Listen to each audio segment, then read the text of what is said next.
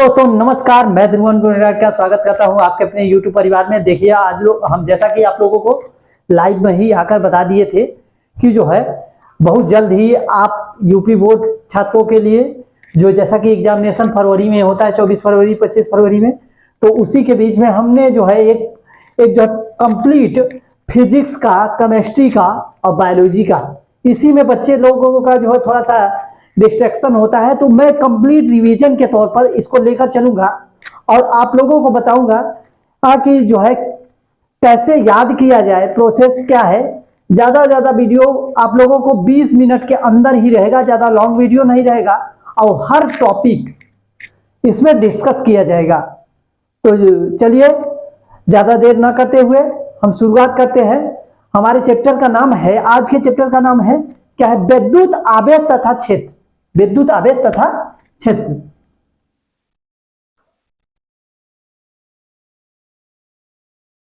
पहले चैप्टर का यही नाम है, आवेश।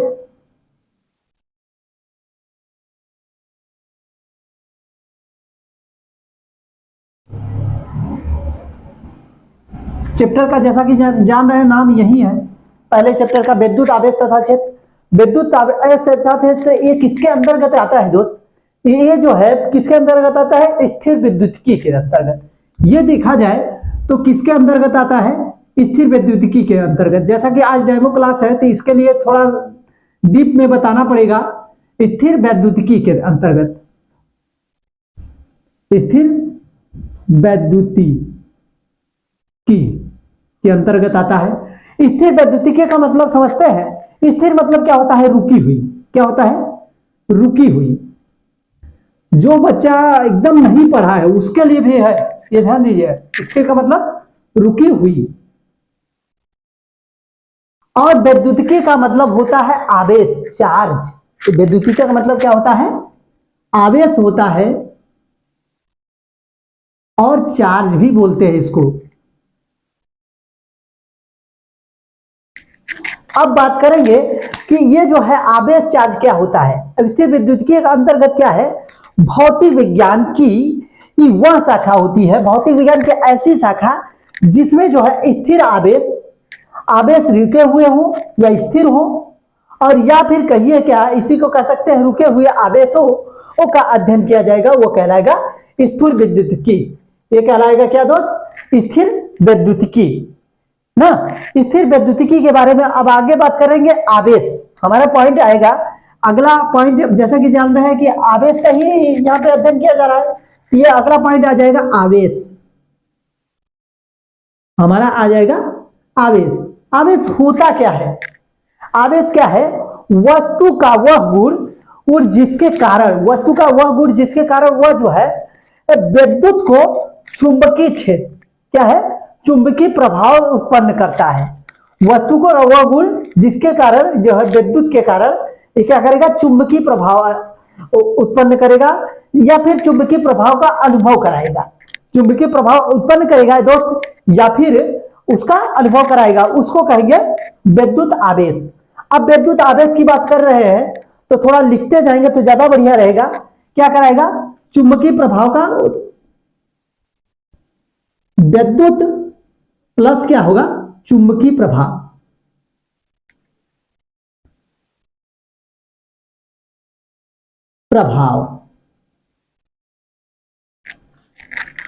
विद्युत प्लस चुंबकीय प्रभाव या फिर इसका अनुभव कराए या उत्पन्न कराए, उसको कहेंगे क्या? चार्ज, आवेश ना। उसी को क्या बोला जाएगा? जैसे उदाहरण के लिए देख सकते हैं, हम कह सकते हैं कि आकाश में बिजली का चमकना।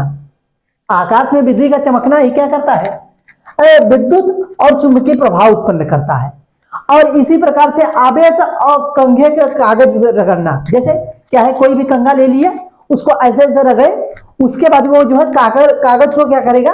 आकर्षित कर लेगा, कागज उस पर चिपकने लगते हैं। या फिर पेन ही हम ले लिए, तो पेन को आपस में रगड़े तो वो जो है उत्पन्न होता है, उसको कहते हैं आवेश। उस पर क्या हो जा रहा है? वो आवेशित हो गया। वो करे उसके जो है कुछ फर्क के लिए वो जो है कागज के छड़ को वो आवेशित कर लिया, तो इसीलिए उसको क्या कर दिया? आकर्षित कर दिया। तो कह सकते हैं एक वस्तु दूसरे वस्तु के रगड़ने पर आवेशित हो जाती है। एक वस्तु क्या है, हम कह सकते हैं कोई भी वस्तु है, एक वस्तु है, एक वस्तु, पहली वस्तु दूसरी वस्तु को आपस में रगड़ा जाए तो क्या बनेगा, एक वो क्या हो जाएगी, आवेशित हो जाएगी। क्या हो जाएगी दोस्त, आवेशित हो जाएगी, आवेशित हो जाएगी ना। अब आवेश, उम्मीद करता हूं आप लोगों को क्लियर हो गया होगा। अब आवेश के प्रकार के बारे में बात कर लेंगे, आवेश के प्रकार के बारे में बात करेंगे थोड़ा सा। आवेश के प्रकार,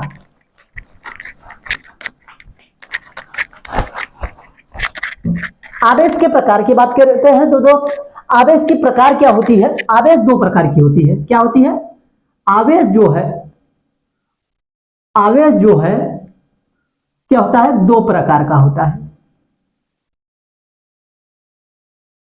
दो प्रकार का होता है।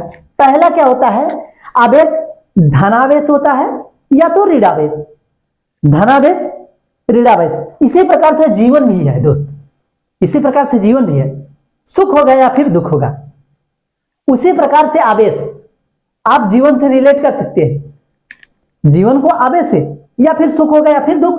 तो इसमें दो प्रकार के होते हैं। ये क्यों क्या होता है भाई, धनावेश,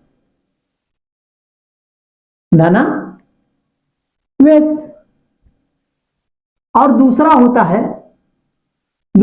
है ऋणावेश।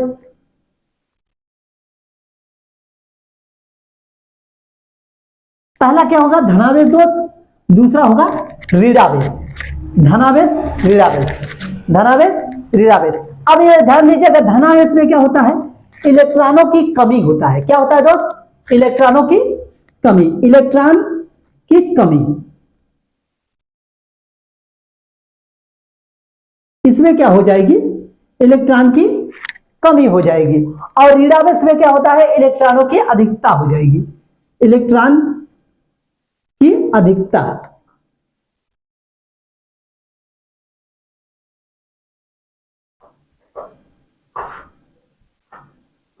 या फिर कह सकते हैं क्या कि इसमें पॉजिट्रॉन, जिसमें इसमें पॉजिट्रॉन, प्रोटॉन कहिए, सॉरी पॉजिट्रॉन नहीं, प्रोटॉन, प्रोटॉन क्या हो जाएगा, के पास हो जाएगा, ये प्रोटॉन के पास, यह घटनाक्रम देखा जाए तो प्रोटॉन के पास होती है। और ये क्या है, इलेक्ट्रॉन के पास होगी। ये जो इलेक्ट्रॉन की अधिकता है तो ये जो है कहां होगी, इलेक्ट्रॉन के पास, इलेक्ट्रॉन के पास। जो दोस्त पढ़ा नहीं है वो लिखता जाएगा तो ज्यादा बेहतर समझ में आएगा मेरे दोस्त को। अब फिर इसी के बाद बात कर लेते हैं। अब ये भैया होता कब है, अब इसके दो प्रकार हुए, धन आवेश ऋणावेश। ये तो कंप्लीट हो गया दोस्त, ये तो कंप्लीट हो गया। अब बात करेंगे इसके प्रकृति के बारे में, इसका स्वभाव भी होगा। देखो क्या है, हर व्यक्ति का स्वभाव होता है, सुख का स्वभाव क्या होता है, हमको खुशी प्रदान करना। उसी प्रकार से धनावेश का और ऋणावेश का भी होगा, जैसे कि हमने जिंदगी से रिलेट करके बताया आपको। तो जो है जब ध्यान दीजिए, थोड़ा सा मिटा लेते हो ज्यादा बढ़िया रहेगा। उम्मीद करता हूं वीडियो अच्छा लग रहा है। वीडियो अच्छा लग रहा है तो दोस्त तो लाइक और शेयर जरूर कर दीजिएगा, क्योंकि ये जिंदगी का सवाल है। यही 3 महीने आपको सिलेक्शन दिला सकता है। तो जितना जल्दी हो सके शेयर कर दीजिए और लोगों को जोड़ दीजिए। उम्मीद, और उसके बाद ध्यान दीजिएगा, आप लोगों को बताता है कि जो है क्या है, जब पॉजिटिव धनावेश यानी कि पॉजिटिव होता है तो क्या करेगा, प्रतिकर्षण करेगा। क्या करेगा दोस्त, प्रतिकर्षण करेगा। प्रतिकर्षण होता है जब पॉजिटिव होगा, समान प्रवृत्ति होगी तो क्या होगा, प्रतिकर्षण। यहां पे समान प्रवृत्ति, समान प्रकृति, कहिए समान प्रकृति के होंगे। या फिर यहां पे ऋणावेश ही देख लीजिए। आपको ऐसा नहीं है कि धनावेश में ही प्रतिकर्षण हो रहा है, ऋणावेश में भी होगा। आकर्षण कब होगा, 2 पॉइंट होता है, प्रतिकर्षण या फिर आकर्षण। सुख होगा या फिर दुख होगा, तो सेम प्रकृति होगी तो प्रतिकर्षण। इसको ऐसे रिलेट कर सकते हैं, एक धनी व्यक्ति दूसरे धनी व्यक्ति से हमेशा एंटी रहता है, प्रतिकर्षित रहता है, दूर दूर विद्रोह हो वाला सिस्टम। लेकिन क्या है कि जब एक ठो लोअर क्लास है तो लोअर क्लास वाला हुजूर हुजूर करके करेगा, समझ रहे हैं। तो यानी कि ऋणावेश सॉरी धनावेश और ऋणावेश रहेगा तो क्या होगा, आकर्षण होगा। क्या होगा, आकर्षण होगा, दोनों की तरफ अट्रैक्शन होगा। क्या है कि कमजोर वर्ग अमीर वर्ग से ही मांगने जाता है ना, ये आकर्षण होगा, आकर्षण होगा। इसमें यह विपरीत वाले में, विपरीत प्रक्रिया में आकर्षण होगा, प्रकृति में विपरीत प्रकृति में आकर्षण होगा। अब ये जो है पहले उधर हो सकता है, इधर हो सकता है। इसमें अब कहने का तात्पर्य क्या हुआ कि ये जो है समान प्रकृति में क्या करेंगे, प्रतिकर्षण करेंगे, एक दूसरे का विरोध करेंगे। और विपरीत प्रकृति में इसका ऐसा यही हुआ। उसके बाद आगे चलते हैं, सजाती विजाति, इसी को सजाती विजाति भी बोल देते हैं, इसी को सजाती विजाति बोल दिया जाता है। अब ध्यान दीजिए, ये जो समान प्रकृति उत्पन्न कर रहा है ये क्या है, सजाती है। इसी को क्या बोला जाएगा, सजाती। इसी को बोला जाएगा सजाती आवेश। ये सेम प्रकृति होंगे, सजाती आवेश, और इसी को बोला जाएगा विजातीय आवेश, विजातीय आवेश।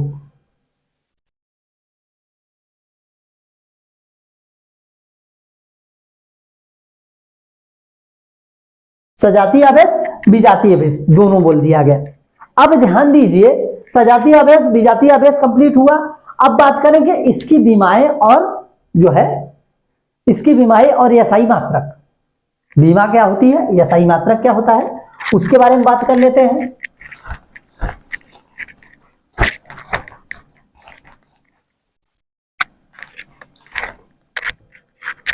तो देखिए, इसकी विमा करेंगे, इसकी विमाएं की, इसकी विमाएं क्या होती है। पहली बात ध्यान दीजिए, धारा का मात्रक क्या होता है। धारा का मार्कर चल नहीं रहा है, धारा का मात्रक क्या होता है, आवेश, मतलब धारा बराबर क्या होता है, मात्रक बोल रहे थे, समय, समय। धारा बराबर आवेश अपन समय। धारा होता है आई दोस्त, और आवेश होता है क्यू कूलाम, और यह समय होता है टी। देखिए क्या है, यही पॉइंट है, यही समझना है। कुछ बच्चे ये विमाएं नहीं निकाल पाते हैं। अब ये क्या है, इस तरफ गुणा सॉरी भाग में है, इस तरफ जाएगा गुणा में, तो अर्थात हम कह सकते हैं Q upon I T, sorry Q बराबर आई टी, कह सकते हैं Q बराबर आई टी। अब इसका मात्रक सब जानते हैं, कूलाम होता है ना, लेकिन कूलाम तो बेसिकली होता है, लेकिन इस पे देखा जाए तो धारा एम्पियर होता है, ये होता है सेकेंड। ये क्या गया, Q बराबर, यानी कि कह सकते हो कूलाम बराबर क्या होता है, कूलाम बराबर एम्पियर सेकेंड।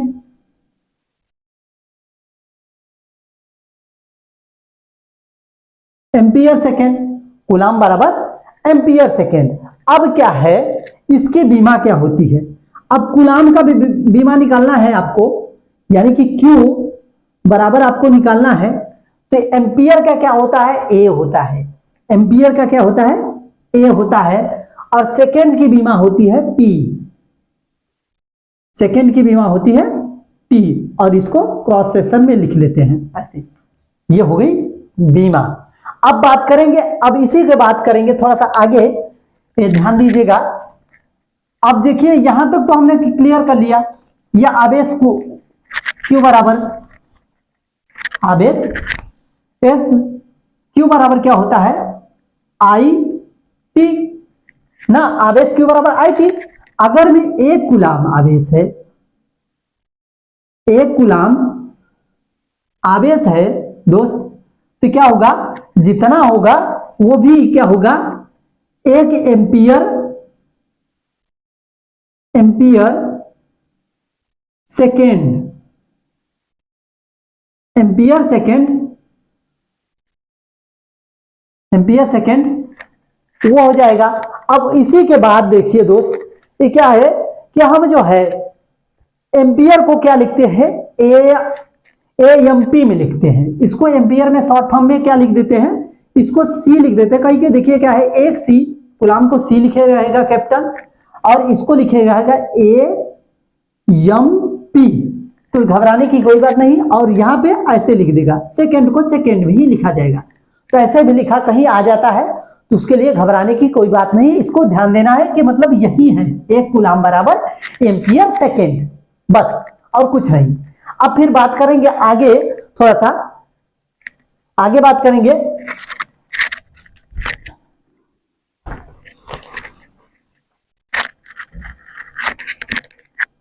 अब देखिए क्या है कि इसका मतलब हुआ एक सेकेंड में एक एम्पियर धारा प्रवाहित होती है एक कूलाम मात्रा में।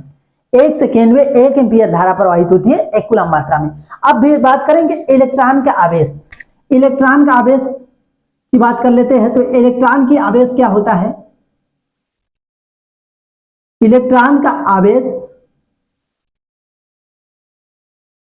इसको ई से प्रदर्शित करते हैं। इसको ई से, इस माइनस लगाए रहेंगे, हालांकि दोनों में माइनस, यहां पे इस इलेक्ट्रॉन को ऐसे लिखा जाता है ना, बराबर क्या होगा 1.6 इंटू 10 के पावर -19 कूलाम। जैसा कि जान रहे हैं हम लोग, आवेश का मात्रक निकाल रहे हैं, तो ये कूलाम। और इसी का प्रोटॉन की बात करेंगे, इसी की प्रोटॉन का आवेश, ये तो दोनों सेम रहता है दोस्त, लेकिन बस थोड़ा सा अंतर रहता है।